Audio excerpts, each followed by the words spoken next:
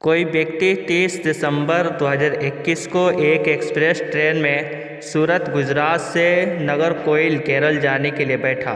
यह ट्रेन सूरत से 19:45 बजे चली और 21 जनवरी 2022 को 11:45 बजे नागरकोइल पहुंची। यदि सूरत से नागरकोइल के बीच ट्रेन मार्ग की दूरी 2120 किलोमीटर है तो इस यात्रा में ट्रेन की औसत चाल थी।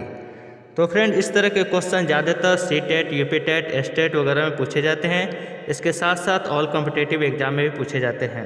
तो सबसे पहले हमें दो लाइन बनानी है, एक तरफ 30 दिसंबर, बीच में 31 दिसंबर और आखिर में 1 जनवरी लिखना है। तो सबसे पहले हम 30 दिसंबर में कितना ट्रेन चला है उसको निकालेंगे। तो 24 घंटे में से 19 घंटा 45 मिनट को निकाल लेंगे। तो ये 4 घंटा 15 मिनट हमारा 30 दिसंबर का हो गया।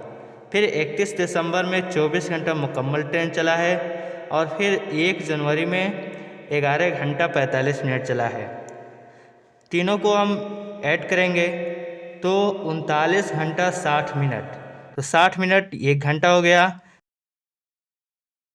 टाइम 40 घंटा और डिस्टेंस हमारा 2120 हो गया।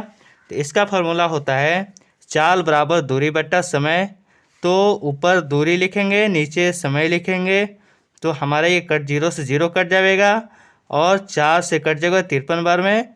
तो हमारा ये 53 किलोमीटर प्रति घंटा, यानी कि ऑप्शन नंबर बी सही होगा। फ्रेंड्स, अगर ये समझ में आ गया हो तो ये क्वेश्चन आप बना के कमेंट में ज़रूर इसका आंसर बताएं।